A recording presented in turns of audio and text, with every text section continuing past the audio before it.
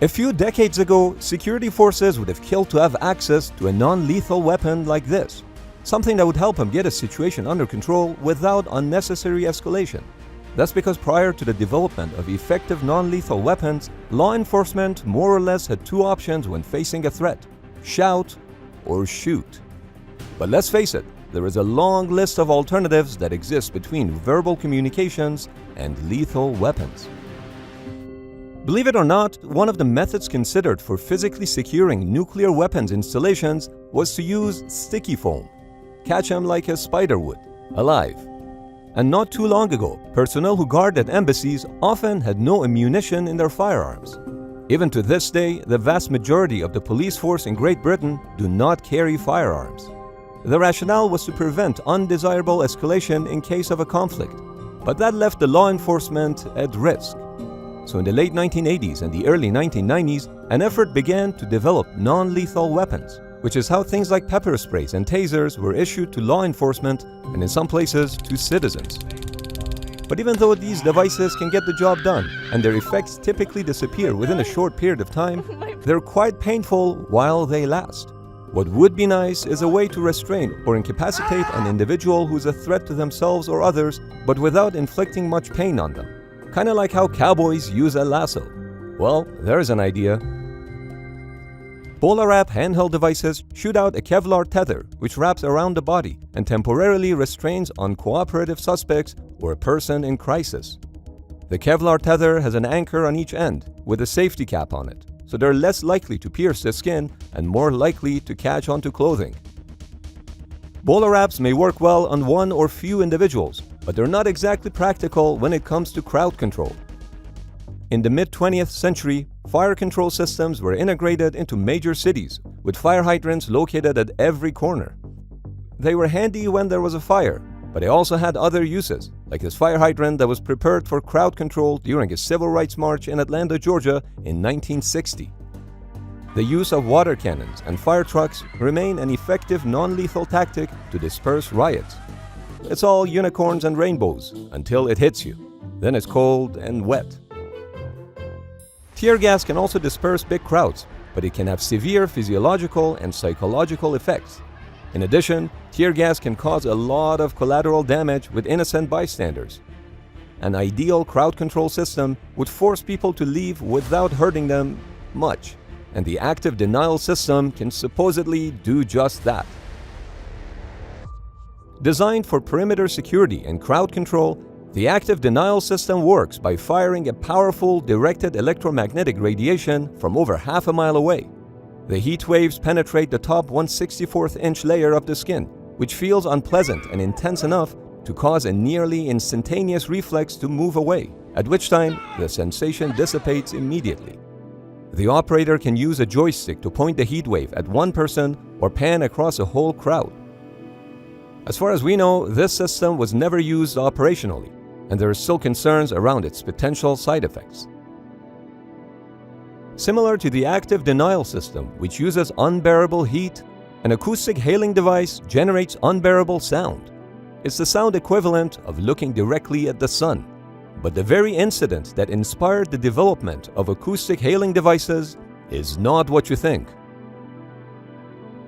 On October 12, 2000, a small boat approached the U.S. Navy destroyer USS Cole while the ship was at a port in Yemen for refueling. The boat pulled up right next to the Navy ship, and then a massive explosion happened, which created a 40 by 60-foot gash in the ship's port side, killed 17 U.S. Navy sailors, and injured nearly 40 more. USS Cole had to be transported on the heavy-lift ship Blue Marlin for repairs. Investigations revealed that the personnel on board USS Cole had tried to hail the approaching boat, but the two men on the boat just kept waving back in a friendly manner. The personnel, being unsure whether the two men could hear them clearly from the distance, waited for the boat to get closer, which gave the two Al-Qaeda suicide bombers a chance to blow up the boat right next to the ship. This tragic incident highlighted the need for naval personnel to have a way of contacting approaching vessels from far enough away that allows the personnel to respond appropriately to avert any danger. And this is exactly why acoustic hailing devices were invented, and the Long Range Acoustic Device, or LRAD, is a great example of it. But wait, couldn't a loudspeaker, bullhorn, or megaphone already do this? See, the problem with common speakers is that even if the sound emitted was loud enough to reach a vessel hundreds of feet away, the clarity of the message that would be heard was questionable. This is known as the Charlie Brown effect. Here is a police helicopter using a megaphone at low altitude, broadcasting warnings to tailgaters before a football game. You can be sure those tailgaters kept on drinking. In contrast, this is another helicopter broadcasting a message using LRAD from a much farther distance. This is a test of the long-range acoustic device, LRAD. LRADs are specialized speakers that can deliver messages clearly from more than 3 miles away. This is why not only they're quite useful for navies to communicate to unknown vessels from a distance, but also at checkpoints in high-risk areas where any unknown vehicle could pose a threat.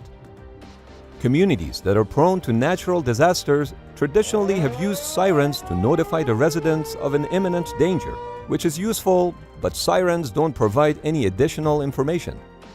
This is why the fire department at Mill Valley, California, upgraded their old sirens to LRADs, so in addition to notification, they can communicate messages and instructions to the residents. This is only a test. Their ability to effectively transmit loud sounds directionally and omnidirectionally also made LRADs a practical tool for crowd control.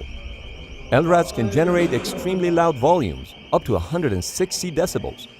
As a point of reference, standing directly behind a jet engine as it takes off generates 130 to 140 decibels. Most people will experience pain at 140 decibels, so if not used properly, LRADs can cause permanent hearing damage.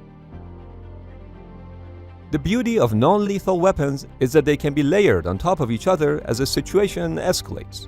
For example, at a traffic control point, LRADs can communicate a clear verbal message from a safe distance to an approaching vehicle, asking the driver to stop. Now, they may not comply, maybe the driver is deaf. Next step is to shoot them with a dazzler, a laser that sends a clear, non-verbal message and interferes with their vision. They may still not comply. Maybe the driver is blind. Then there are still other ways to stop the vehicle before we have to use a lethal weapon.